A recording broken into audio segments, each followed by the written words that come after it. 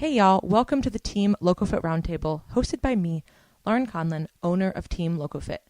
Each week, I am joined by one of our coaches to dive headfirst into the nutrition, training, mindset, and coaching strategies we use with our clients. If you loved the show, please subscribe, leave us a review, tell a friend, you know the drill. And for more information about coaching, the programs we offer, and additional content, visit teamlocofit.com. All right, and we're back with Coach Karina. Hey guys. Hey. Hey guys. That's how Is that how I sound? Did you see that? Hello. Hello. My reporter hand. There was the ESPN reporter hand. There was this video Jarrett posted, one of our friends, and apparently this guy's a comedian. I don't know him, but he was basically making a parody of like all the people on Instagram, and he was like, Hey guys, just want to show you my leggings. Like, these are the best. Hey guys. Use it. Here's my box. Use it. Like, you know, like people like, I'm gonna unbox this. And, like, it was. I'll send it to you. It was so funny. Like, he literally said, "It's like, hey guys," like exactly like he just did. I can never say hey guys again. Yeah. Chris is like, okay, new intro. What am I gonna do? But today we're actually gonna talk about insulin resistance / sensitivity, and this is something that, of course, is really pertinent to coaching, something that we see a lot, and there's a lot of reasons why this could be happening. Does everybody experience this? No, but are there a subset of people who do? Of course. So we kind of want to use this podcast to really just go over that, some of the strategies that we use with people if they do have these issues. Yeah, and I really wanted to talk about this because like lately I have a lot of people who like aren't dieting, and there are like a few other parameters I want to keep in mind. And then I've even had some instances in which I had clients like, we were eating up, and then all of a sudden like they just started to look a bit more inflamed. They started to like look a little bit more, like just report feeling a little bit more tired. And so then that would lead me to respond with like, are we becoming insulin resistant? And I guess we should start by laying down the definition of insulin resistance and what happens when your body essentially just becomes insensitive to carbohydrate intake. And it essentially happens with like chronically elevated circulating glucose in the blood, in which your insulin cells, whose job it is to shuttle glucose into the cells, muscle cells, brain, etc., so that glucose can be used as energy and other things, those cells will stop responding to that insulin, and it won't take in the glucose anymore, which would leave people with really high blood sugar levels. And essentially your body then becomes really poor at utilizing carbohydrates, glucose as energy. And there are a whole slew of consequences that can come from having chronically elevated blood glucose levels. Type 2 diabetes is a big one, and other metabolic disorders. So I guess I would ask you, have you ever dealt with a client who you feel had become insulin resistant, and kind of what were the signs? Yeah, so one of the perfect things that you said was you just kind of look maybe a little bit more inflamed. Maybe they were just kind of a little bit more sluggish. And nothing has really changed dietary-wise. There's like, what's happening? There's no real changes. You're in a really good kind of like maintenance phase. Maybe you're working on some other lifestyle factors. And training should be going really good. But a big thing is people will just kind of not really feel great at the gym. Like, hey, I can't really get a pump, or like, hey, I don't really feel like I look better, or whatever after training. And that's actually a pretty big one that I see with training clients that we deal with. And again, these are people who are active. These are people who you would imagine like there should be no issues. And a lot of times I actually see this, especially if somebody's had a really harsh dieting like history, whether with us, say it was like a contest prep, or they just came to us with a really extensive dieting history. A lot of times those people are going to be in a situation where, their body might not handle stuff as well as it should, or like the system isn't as responsive as it should be. So maybe, they were prepping for several months, and then, we, added food and we brought them back up and, to what would be considered kind of like a maintenance level, right? And then their body's just like not really responding well. Or somebody's really deep into an off season, all of a sudden there's no changes, and then bam, like they're not responding really well. Yeah. Gaining weight, feeling softer, digestion might be out. Like there's a few just things that kind of come up, and one of the first things that we'll do in that situation is like, hey, like let's just get some, either blood work or blood sugar readings. Obviously a blood sugar reading is pretty easy. You can do that at home. Yeah. You don't have to order like a whole blood test. Yeah. And you get it off of Amazon for pretty cheap. Yeah. I always recommend Precision Extra glucometers on Amazon, and then like you can get blood glucose strips. You have to buy the strips. Yeah. Those don't come with it, Yeah, unfortunately. no. And strips are a bit more expensive than the glucometer in general. They can range from like $2 to $3 per strip. Yeah. But again, it's really good data that we can have. So sometimes it's just like, hey, like let's do a few morning readings and then a few like post meal, like 2 to 3 hours post meal. So when you say morning readings, can you be more specific as to when in the morning? Yeah, right when somebody wakes up. Well, okay, I mean, it doesn't have to be the exact moment you open your eyes, but fasted. Fasted. No food, and then really no drinks that would kind of, even like coffee could change. Right. That the adrenaline output could change your blood glucose. So water is fine, of course, but within waking, like go to the bathroom, wash your face, like that kind of a thing. But you should be doing it kind of like when you wake up, completely fasted.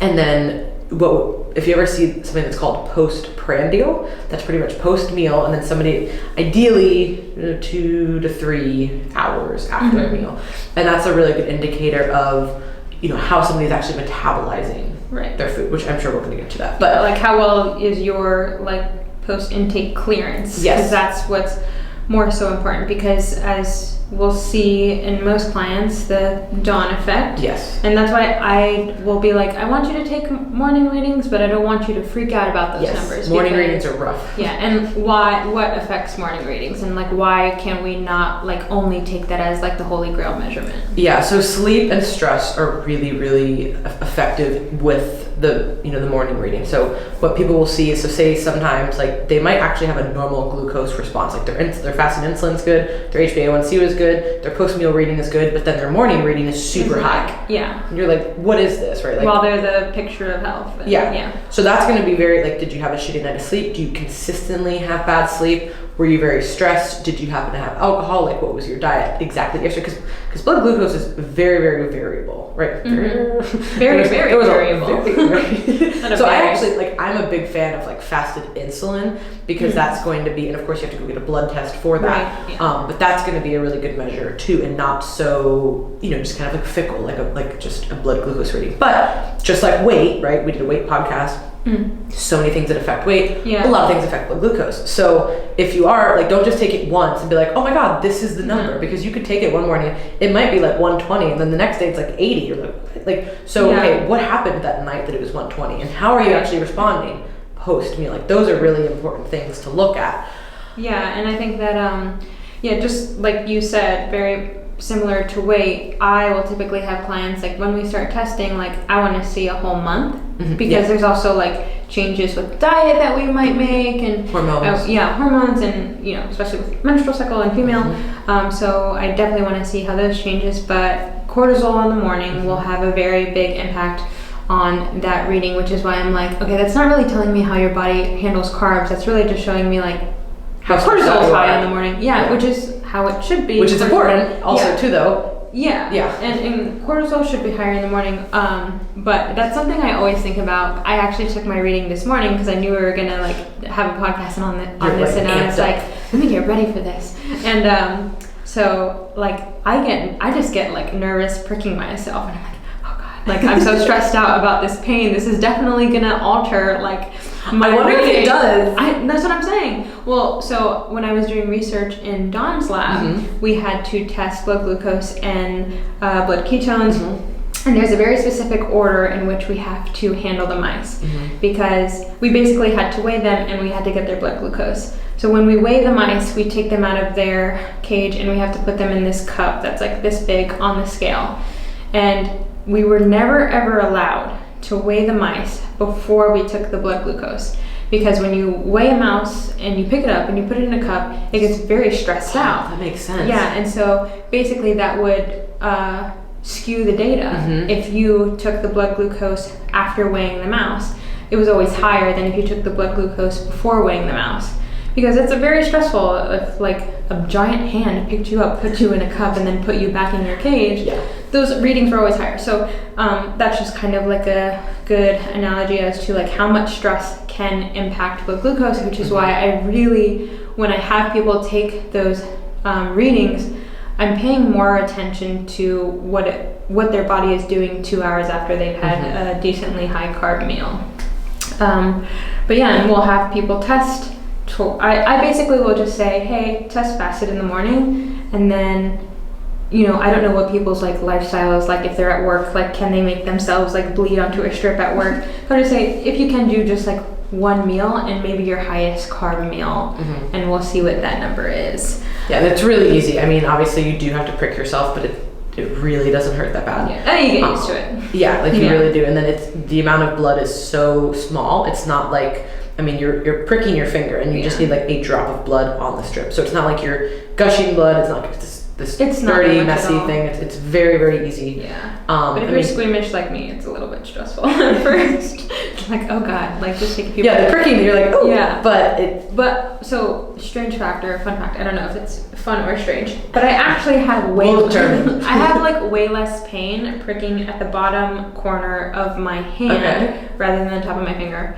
I just stay consistent here in case like there is any differences. But in case your fingers hurt really bad, I recommend doing the bottom corner of your palm, because I do that and like I barely feel it. Okay. I guess I'll try it. But yeah, okay, so then I guess we would move into first asking you, say you have a client, you're suspicious that a client might be insulin resistant, you have them take their blood glucose and you're getting pretty high readings. What would be your next step from a nutritional approach to hopefully the goal would be to get lower readings, you know? I guess we could talk about the nuances on like what the healthy numbers are, but basically say someone's numbers are very high, like abnormally high. What would you move forward with hope to hopefully alleviate those numbers? Yeah, so it's gonna of course depend. Yeah. Everybody's favorite answer. It's gonna depend particularly on their goals, right? So say it's somebody who is deep into a off-season phase, right? We can almost expect this to happen maybe at some point, right? Like if somebody has like the more extreme the goal, the more extreme the outcomes are going to be on either end, right? So when somebody's prepping or dieting really hard for a competition or something like that, we always talk about, okay, what's going to happen on that end, like hormonally and physiologically and all these things, right? Well, on the other side of that too, which I feel like we should probably do a podcast on that as well, a lot of people are really willing to push that bottom end, right? Like that really shitty grind.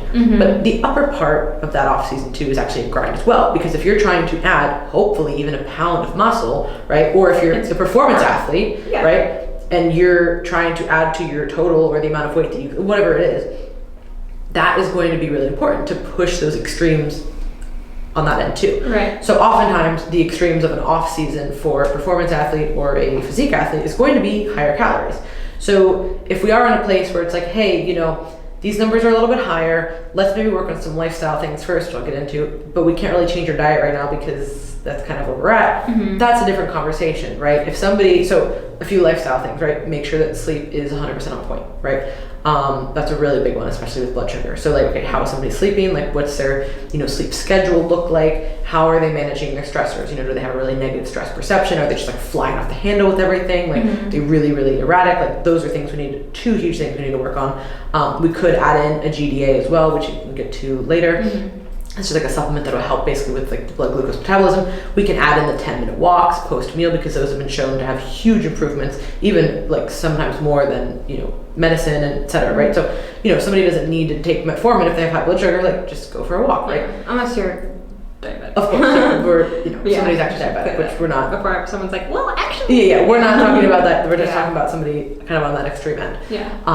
Who might just have some elevated numbers, but is generally a healthy person. So those are a few lifestyle things that we can do first. Oh, also just like look at like what they're eating. Hey, like, you know, maybe, you know, some more fibrous carbs, right? Like maybe less simple. Like glycemic index. Like, are you only eating like Pop-Tarts as your carb? Let's move in some like squash instead. And fruit, you know, that'd be a good idea. Some fiber, you know, here. Yay, health. So those are a few lifestyle things before we would even maybe cut calories, right? So if somebody's blood sugar response can get better just from that, and also meal timing. People like to forget about the thing. It's all just about calories and macros. Yes, but there are other times, especially when meal timing is important, especially with an insulin sensitivity issue.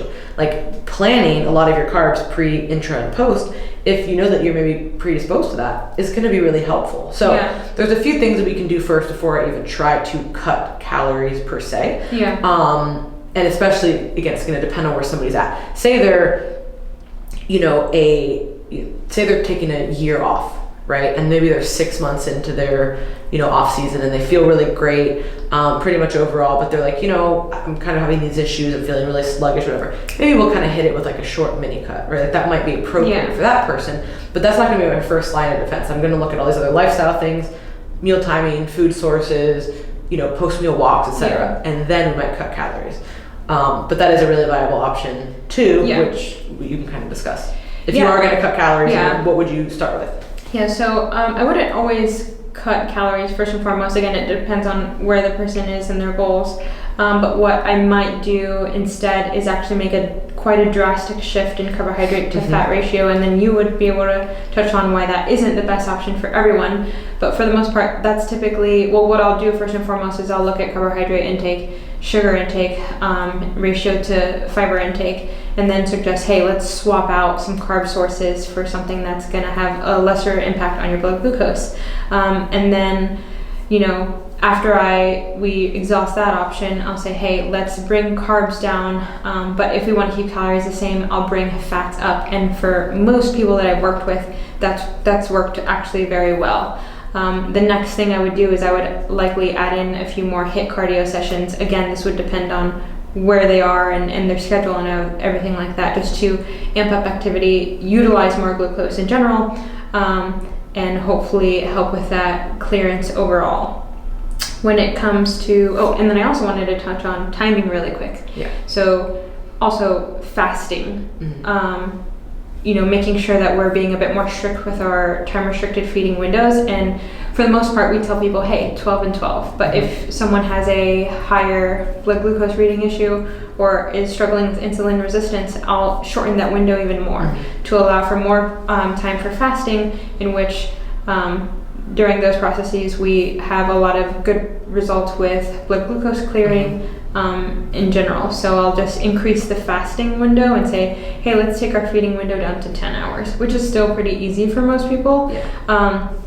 And we'll typically see some positive results from that. But sometimes, people will still have a hard time eating the same number of calories with lesser carbs and higher fats. So we'll just bring calories down altogether, but with the focus on lower carb, still keeping protein moderately the same. It's very rare that I'll bring it down unless I'm obviously trying to get someone into ketosis who needs to go into ketosis. And I've had clients who, have had very high, like they're just even a little bit of carbs, like their body just doesn't respond well, and they live and thrive off of living in a ketogenic state. And if there's no issue with that, then I'm happy to continue to coach them through that. But in general, that's when I'll have to take calories down, is if people just have a hard time eating a lot of fat.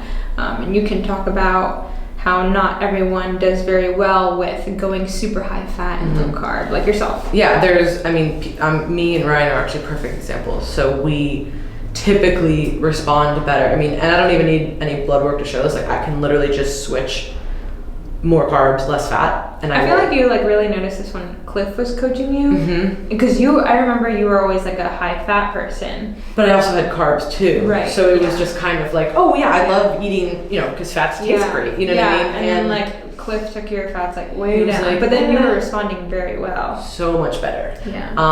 And so for me, just on a physical level, like I feel better and I look better when I have, of course I still have fats. I'm not trying to say like I don't have fats. Like I eat, everybody knows I eat steak all the time, like red meat all the time. I eat eggs, like I have fats in my diet. I'm not somebody who's like having like 10 grams of fat a day, like absolutely not. But the amount of carbs that I have instead of high fat is really, really helpful for me. And like just physically, when I go out to eat, because it's really common when you go out to eat, of course, there's going to be a lot more fat in foods, right? So I can just tell if I have a few meals out and I'm, just kind of pushing those calories like that, and it's just, I just feel it very, very easily. Now, would it be different if I just did like keto, like I don't know, right? Like that could be different. Yeah. But from like a blood work perspective, like even like Rye has done this to where, you know, he was having, and he's somebody who's more prone to higher cholesterol anyway, which is a whole different discussion. It's not necessarily terrible to have high cholesterol, but in general, LDL being very high, Triglycerides. yeah, is not really like the best, especially if you have high LDL and high triglycerides is generally kind of an issue, Yeah. right? Like you don't want to have both of those together. But just as like a really extreme example, again, somebody who's already prone to higher cholesterol, he is, but just by switching to more moderate fats and higher carbs, he dropped his LDL 100 points literally in a month, right? Like, Yeah. so it's like, okay, back to like a healthy, normal range. Did he like change anything with training too, or was No, it just his training is food? always kind of the same, Yeah. you know? Okay. Nice. So, and that's just a really extreme example. I'm not saying that everybody's going to do that and it's going to work, but I've known a lot of people who, with the best intentions, they add a bunch of fat and that actually doesn't help them, right? So a lot of it's, like we've talked about on pretty much every podcast, like genetics matter. Yeah.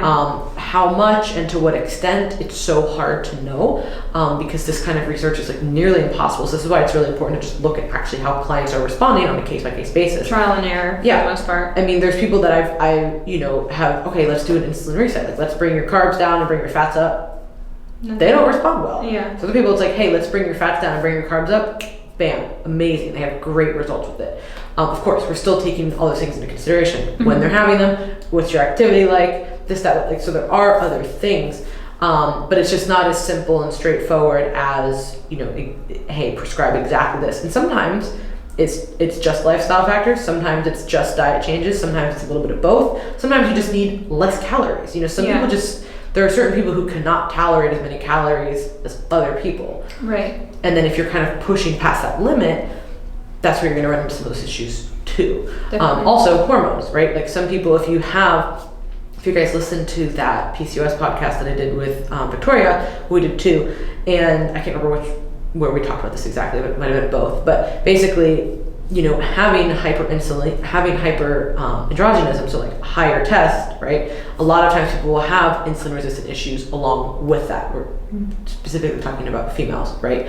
So sometimes I was like, okay, so for instance, if somebody has insulin sensitivity issues, does that necessarily mean, because you always hear, oh, if you have PCOS, eat low carb. Like that's like pretty much like the standard thing to do. But she's like, well, not necessarily, right? Like some people do really well with low carbs. Some people, it just kind of depends on what types of carbs, when they're eating them. Like, and sometimes, again, it's just like a calorie thing. There's going to be some people who are not going to be able to eat as much as other clients. How much muscle mass does somebody have? Are you training? Like those that completely changes the game. Like if somebody is sedentary or they have very little muscle mass, completely different situation than somebody who is active and is lifting 4 to 5 times a week. Completely different metabolic physiology in general. So much. But that was awesome. I think that our next and possibly final point would be to talk about GDAs. When you add those in, how do you instruct your clients to go about that? And what would your recommendations be for, I would say, like the average case scenario? Yeah, I would say, again, I'm usually trying to start with the lowest hanging fruit for everything, right? Like if we can clear up your insulin sensitivity issues with 1 or 2 post-meal walks and better sleep, perfect. Right? Like then we don't really need to... we don't need to change your entire life. We don't need to deploy anything else. But for some people, it's like, hey, over the course of 6 weeks, we gotta change a lot of stuff. And we gotta pull out the big gun. And that's okay. Like that's not anything that's worth it. It's bad. It can totally be worth it. So GDAs are short for glucose disposal agents. So essentially, they are typically a combination of a few ingredients that will help bring down blood sugar response, or and then basically push carbs kind of to the muscle. And that is what we've seen as far as some of the science behind it, some of the ingredients, and some people love them. I have some clients who use them, particularly in the off season, to help with building muscle, because basically like they're eating more carbs, so they're having it pre-workout, and it's helping with their training. And then I know, for example, when I was working with Cliff, he loved that for contest prep. So basically clearing the body of blood glucose so that you can go back to burning fat. You got to be a little careful with in low carb situations, because you can become hypoglycemic. Exactly. It depends on how many carbs you have and how you respond to it. Right. Yeah. If you get hypo, you don't want to do that either, because then you feel super shitty. So I think I'm definitely one of those people who's like more, I have more of a tendency to become hypo. And I think in general, like I've always just had a history of not eating very much. So I would definitely add those in when we were prepping, what feels like ages ago now. It was only last year, but when I... what a year. I know, gosh. I've aged a lot in this year, so... No, seriously. But yeah, so we definitely added them in when, you know, we had those higher carb days or refeed days. But when it comes to helping with insulin sensitivity and kind of regaining that, GDAs are something we will include to... Essentially, the goal is to like lower blood glucose levels, and that's going to help with overall clearance and shuttling that blood glucose where it needs to go, muscles, brain, etc. I get asked all the time, specifically about GDAs, because I do like them. I do recommend them to certain people, and they say, "Oh, should I take them year round?" Or not even year round, but does there need to be like a cycle of this, like off and on? And there's not really any research on that, to my knowledge, and it's going to kind of be like anything, right? Like there's certain supplements, in my opinion, that like you don't really need to cycle, like fish oil, multivitamin, all your kind of like critical nutrients. You don't really need to cycle those kinds of things, right? Whether somebody considers like protein powder or greens powder or supplement or not, I just look at that as kind of like food. I don't really change that either, right? But something like a GDA that has a very specific effect, I'm somebody who kind of usually errs on the side of like, maybe I'll use this for a few, 4 to 6 weeks, maybe even 8, but then maybe take a few weeks off. And, the same thing with caffeine, right? I kind of cyclically will use it, right? Yeah. Think, hey, I'm really going to push it these next 4 weeks. Like if I need to, I got to have a period where I pull it back too. Right. And again, there's no real, I don't have any evidence behind that. It's just more of like a feeling. Yeah. With anything that's a little bit harsher, that's kind of my experience with it that I think is a little bit better. Yeah, I think like better than the term feeling, I would say like that's been your experience with it and with yourself and your clients. I think for me, how I handle GDAs is I pretty much try to like allow my body to do as much as it can on its own. And then I feel like there is a time period where maybe I have ice cream a few times a week, or I have just a higher carb meal in general where I'm feeling like, oh man, that was a lot, I'll add it in just to help. But and like the same thing goes for caffeine. I know some people love caffeine and cannot live with caffeine, but I've had to like really I've tried this year to just be like, okay, like I'm gonna have it like when I feel I really need it. Now that's still the majority of the time, but if I feel okay, then I'll be like, I don't need it today. But yeah, that's kind of like my theory. I'll do that too. And practice on that. So. Just kind of keep it around, and I don't think people need to have it like every single day of the year, but there are going to be instances where you might have a higher carbohydrate season or day, which it may help. Yeah, or you're like, hey, I'm doing this mini cut, right, to try to reset my insulin sensitivity for 4 weeks, or hey, I'm really pushing calories for 4 weeks. Okay, sure, like maybe you're going to use that now on a consistent basis, or I'm really ramping up my contest prep, and every refeed day, like I want to use that. Totally fine. Right now in a situation for both of us, I'm kind of the same way. Like it's in the cabinet, and if I have a pretty big meal, I'll have it. And then, but or if I'm like more sedentary too, and I'm still eating a lot of carbs, it might be good. So, like with anything, you kind of have to just see how you respond. Really be aware of the signals your body is giving you, right? Like, and if you do feel like something might be off, blood work is always going to show it. No matter what it is. So like it's always very eye-opening to do that, and it can be scary because it might it might show things that you don't want to see. I love doing blood work because it gives me a whole different perspective on my body. Like it's not just about like how I look anymore, it's about like, oh, my body needs this to like function better so that these hormone levels don't tank, because and I've gotten blood work that basically said that like I need to be better about my diet because these hormones have been working really hard, but they will only do so for so long till my thyroid isn't working anymore. So just an advocate for getting blood work done if you don't normally do that. And this is probably the most frequently asked question. I like want to get a tattoo on my face of it. Whenever I bring up blood work, people are like, where do you get it? LifeExtension.com. I love them. They're awesome, and here's why I like using them. One, there are panels. So the one that I typically recommend is the comprehensive weight loss panel. Doesn't mean you need to lose weight. That's just the name of it. Don't get mad at me. Yeah. I've had people say that, like, there's no panel to lose weight. I'm like, no, that's just what they named it. Okay. For all the hormones. I didn't name it. But it's just a really good panel that it's pretty comprehensive for most things, right? Like most people. But they have a ton of panels on there, or they have all single panels that you can just pretty much make your own as well. They have hundreds of panels on there. You can literally do any combo of anything. Blood tests that you want to do. But yeah, they're awesome. And what's awesome about them too that I love so much, well, first of all, you literally pay for it and then it comes to your email and you go to a LabCorp and you do it. There's no doctor, there's no waiting, it's no, like literally it's just you pay for it. There's no downtime. You can go to LabCorp, get it done. Typically the results come within a week. They might be backed up, but generally speaking, I haven't really run into that with people. Mine have always come before a week.